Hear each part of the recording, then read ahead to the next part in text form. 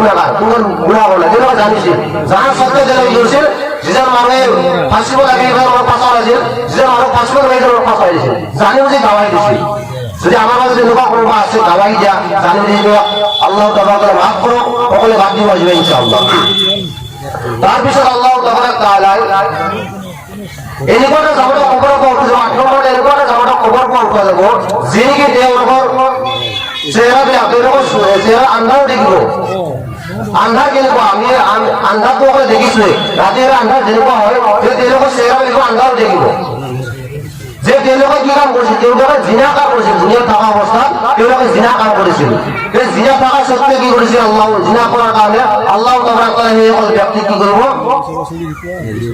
জিনা কৰাৰ পিছত সেইসকল ব্যক্তি উপকাৰ নাছিল আৰু আল্লাহ তাআলা সেই অৰ্জন আছৰ দিনা যে তেওঁলোকক আন্ধাৰৰ সত্য ৰখোৱা হ'ব তেওঁলোকৰ মুক্তিৰ আন্ধাৰ দেখিব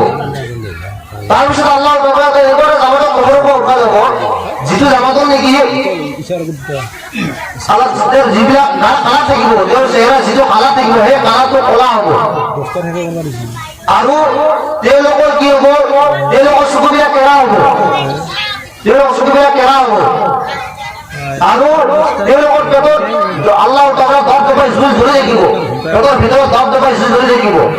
যে সেইবিলাক কিয় মানুহ আছিল সেইবিলাক কি কিহৰ কাৰণে এনেকুৱা হৈ তেওঁলোকৰ খবৰ পৰা উঠা হ'ল যে এইবিলাক মানুহ হয় যিনেকি দুনিয়াত থকা অৱস্থা কি কৰিছিল এতিয়াও মাল খাইছিল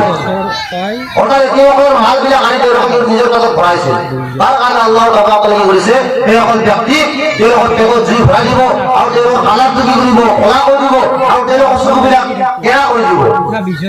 এনেকুৱা চিষ্টেমত তেওঁলোকৰ খবৰ পৰা উঠা যাব তাৰপিছত আল্লাহ তাআলা এনেকুৱা এটা জামাটা খবৰ পৰা উঠা যাব 10 নম্বৰত এনেকুৱা এটা জামাটা খবৰ পৰা উঠা যাব যেনেকে তেওঁলোকৰ কি হ'ব বহুত ডাঙৰ ডাঙৰ বেমাৰ হ'ব বাছ আৰু মৰিছে অৰ্থাৎ এই দুটা বেমাৰ আছে যে এই দুটা বেমাৰত আল্লাহ তাআলা এইবিলাক মানুহ উঠাব খবৰ পৰা হৈ যায় আচল দিনা যে তেওঁলোকে কি কাম কৰিছিল তেওঁলোকে কৰিছিল কি তেওঁলোকৰ মা-বাবা নাথাকাল কৰিছিল তেওঁলোকৰ মা-বাবা কথা শুনা নাছিল মা-বাবা কানা আছিল মা-বাবাই যি কৈছে এইবিলাক কথা শুনা নাছিল তাৰ ফলত আল্লাহ তাআলা এইবিলাক মানুহক বহুত ডাঙৰ ডাঙৰ বেমাৰ কৰি তেওঁলোকক খবৰ পৰা উঠোৱা হ'ব তাৰপিছত আল্লাহ তাআলা এখন লগত এনেকুৱা এটা জামাটা খবৰ পৰা উঠা যাব যে নেকি তেওঁলোকৰ যে পেট থাকিব পেটৰ পৰা খোজ বাহিৰ থাকিব আৰু তেওঁলোকৰ যে দাঁতবিলাক থাকিব তেওঁলোকৰ দাঁতবিলাক হোৱাবিলাক দেখিছে ন মূৰবিলাক ডিমবিলাক যেনেকুৱা কেঁকা ৰাখা তেওঁলোকৰ দাঁতবিলাক এনেকুৱা কেঁকা ৰাখা হৈ যাব আৰু তেওঁলোকৰ দুখন হাত তেওঁলোকৰ বুকত ৰখি থাকিব আৰু তেওঁলোকৰ জিভা হাত তেওঁলোকৰ ৰাণত ৰখি থাকিব এনেকুৱাকৈ তেওঁলোকৰ খবৰ পৰা উঠা যাব আৰু তেওঁলোকৰ পেটৰ পৰা পায়খানা বাহিৰ হৈ থাকিব অৰ্থাৎ তেওঁলোকৰ বাইকৰ পৰা লেট্ৰিন বাহিৰ হয় এইবিলাক কি একো মানুহ আছে এনেকুৱা যে জামাতক যে খবৰ পৰা উঠা যাব যে তেওঁলোকৰ দাঁতবিলাক মোবাইল জিমৰ দৰে হ'ব আৰু তেওঁলোকৰ ভৰি দুখন হাত দুখন ৰখি থাকিব জিভাখন তেওঁলোকৰ আগৰ ওপৰত ৰখি থাকিব তেওঁলোকৰ পেটৰ পৰা পায়খানা বাহিৰ হৈ থাকিব এইবিলাক কোন ব্যক্তি আছিল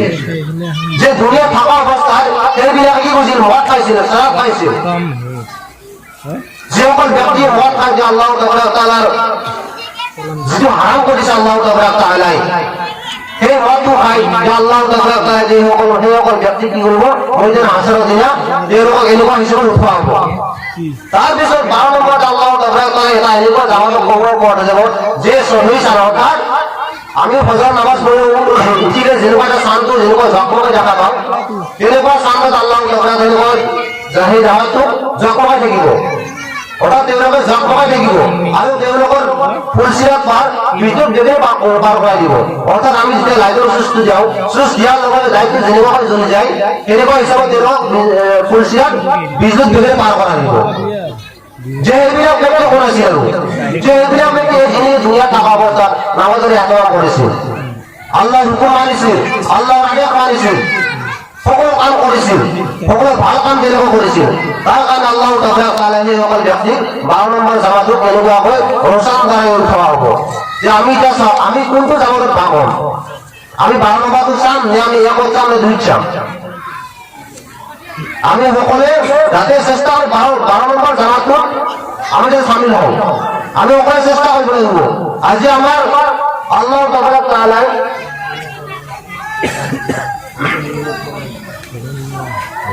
যে আল্লাহ তাআলা আমালোকক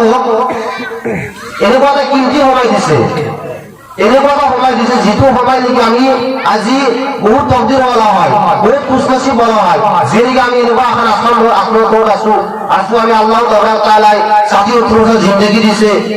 আমি তো কোনো নাজানো কেতিয়া আমালোকৰ মত আহে,